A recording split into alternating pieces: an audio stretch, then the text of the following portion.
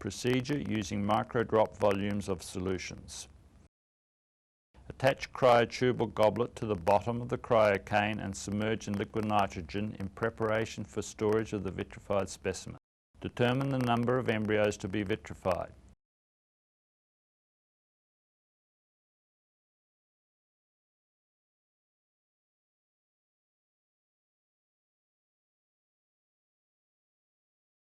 Label each sterile Petri dish and carry a storage device to be used with necessary information.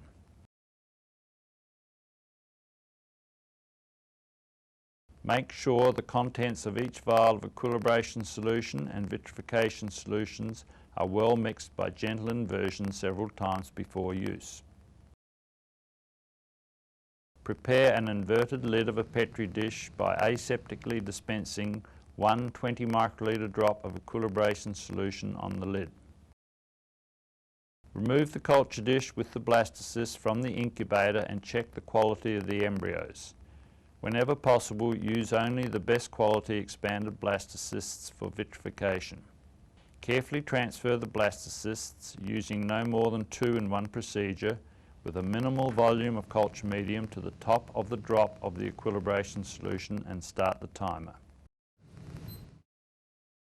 During the equilibration time in equilibration solution, set up 4 20 microliter drops of the vitrification solution. The following steps should be completed in 90 to 110 seconds. Draw up some of the equilibration solution in the transfer pipette and transfer the blastocyst with minimal volume from the equilibration drop into the center of the first drop of vitrification solution for 5 seconds. Quickly transfer the blastocysts from the first drop of vitrification solution to the center of the second drop of vitrification solution for 5 seconds. Next, transfer the blastocyst from the second drop of vitrification solution to the center of the third drop of vitrification solution for 10 seconds. Finally, transfer the blastocyst from the third drop of vitrification solution to the bottom of the fourth drop of vitrification solution. For the vitrification procedure, follow the instructions that accompany the carrier device to be used. Carefully transfer the blastocyst in less than 1 microliter of vitrification solution from the fourth drop of vitrification solution to the vitrification device. Seal it if necessary and plunge into liquid nitrogen. Procedure using microdrop volumes of solutions.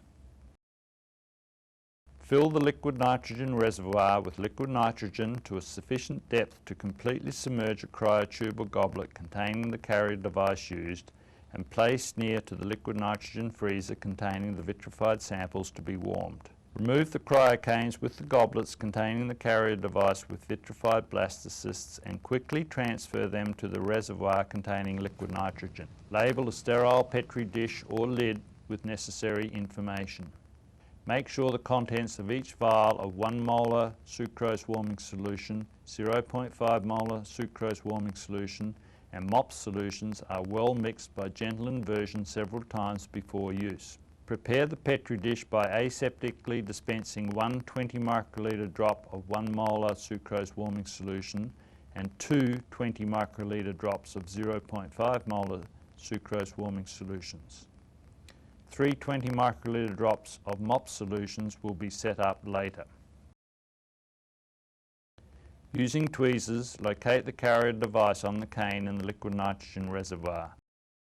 Carefully remove the carrier device from the cane, keeping the part containing the blastocyst under the surface of the liquid nitrogen. And immediately within 2 seconds, after it has been extracted from its protective covering, immerse it into the drop of 1 molar sucrose warming solution. The blastocyst will float from the device into the 1 molar sucrose warming solution.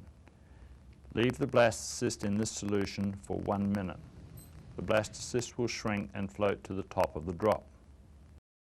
Draw up some 0.5 molar sucrose warming solution into the transfer pipette and transfer the blastocyst from the drop of 1 molar sucrose warming solution with minimal volume to the bottom of the first drop of 0.5 molar sucrose warming solution for 2 minutes.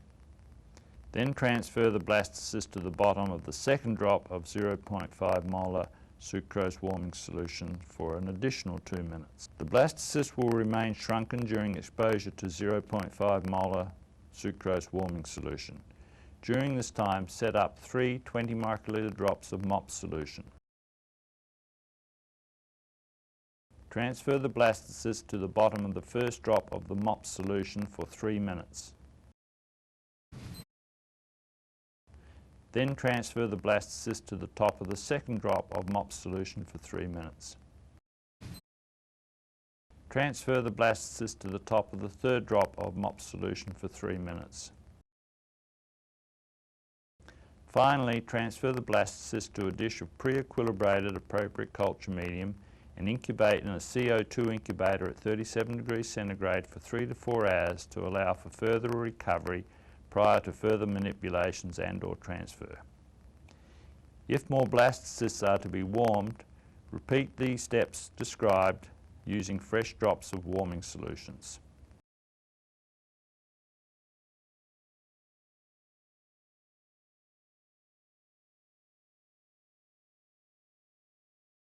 Procedure using larger volumes of solution in a 4-well multi-dish. Fill the liquid nitrogen reservoir with liquid nitrogen to a sufficient depth to submerge a cryotube or goblet on a cryocane and place near to the microscope.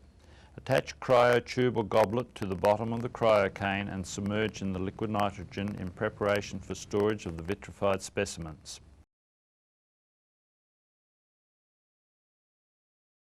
Determine the number of embryos to be vitrified.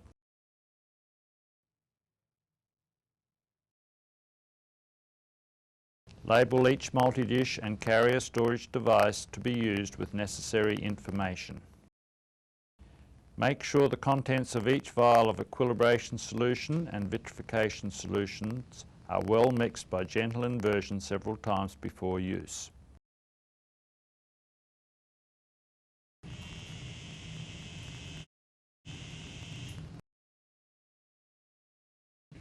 Prepare a multi-dish by aseptically dispensing 1 ml of equilibration solution into well 1 and 1 ml of vitrification solution into well 2.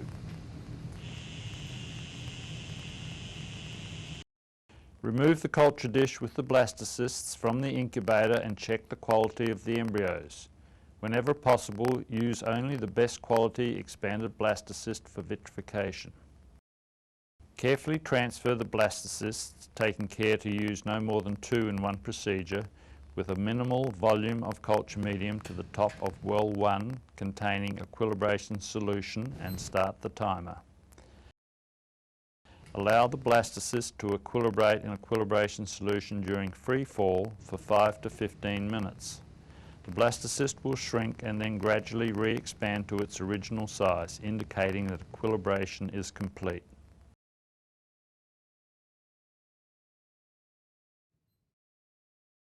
For the vitrification procedure, follow the instructions that accompany the carrier device to be used.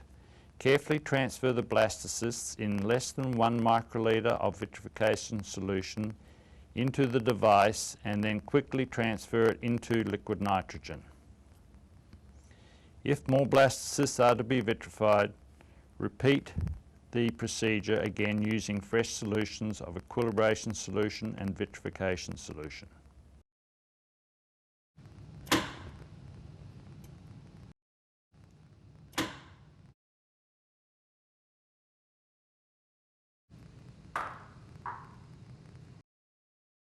Directions for use for the vitrification warming kit solutions. Procedure using larger volumes of solutions in a 4-well multi-dish.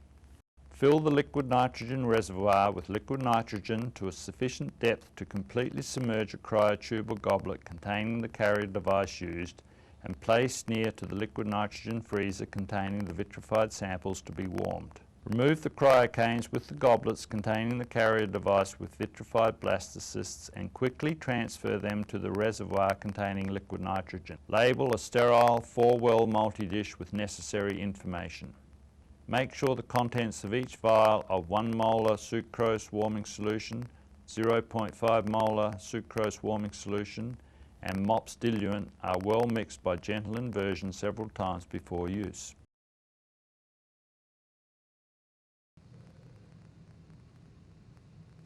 Prepare the multi-well dish by aseptically dispensing 1 ml of 1 molar sucrose warming solution into well 1, 1 ml of 0.5 molar sucrose warming solution into well 2, and 1 ml of MOPS solution into each of wells 3 and 4 of each dish.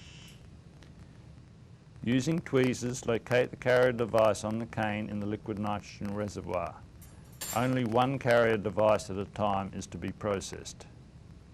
Carefully remove the straw or other carrier device from the cane, keeping the lower part containing the blastocysts under the surface of the liquid nitrogen. Immediately, within 2 seconds, immersing the device after it has been extracted from its protective covering into well 1 containing 1 ml of 1 molar sucrose warming solution. Leave the blastocysts in this solution for 1 minute. Draw up some 0.5 molar sucrose warming solution into the transfer pipette and transfer the blastocysts from well 1 to well 2 containing 1 ml of 0.5 molar sucrose warming solution for 3 minutes. Then transfer the blastocyst to the top of well 3 containing 1 ml of MOPS solution for 5 minutes. Next, transfer the blastocyst to the top of well 4 containing 1 ml of MOPS solution for 5 minutes. Finally, transfer the blastocyst to a dish of pre-equilibrated appropriate culture medium and incubate in a carbon dioxide incubator at 37 degrees centigrade for 3 to 4 hours to allow for further recovery prior to manipulation and/or transfer. Hello, I'm Patrick Quinn. I'm the Vice President of Research and Development at Sage IVF. I'm here today to introduce our vitrification products. Vitrification is the process whereby water transforms from a liquid phase to a glassy vitreous stage during rapid cooling, and this avoids any intervening ice crystal formation which can be deleterious and fatal to cells and embryos during the cooling procedure. Our products are based on HTF medium. It is MOPS buffered and contains both essential and non-essential amino acids to maintain homeostasis in the cells and embryos during the cryopreservation procedure. The cryoprotectants in our vitrification solutions are ethylene glycol and DMSO and sucrose, and in the warming solutions we have a step-down series of sucrose dilutions. I'm Dr. Barry Baer, Associate Professor of Obstetrics and Gynecology and Director of the In Vitro Fertilization and Assisted Reproductive Technology Program here at Stanford University Medical Center. I've been involved in vitro fertilization and ART, Assisted Reproductive Technologies, for approximately 2 decades, where I've been involved in many of the advances that have occurred in our field. At Stanford, we perform approximately 1,000 fresh IVF cycles annually and also offer advanced medical care for those patients who need it. We provide a variety of preservation methods, including slow freezing and vitrification for our gametes and embryos.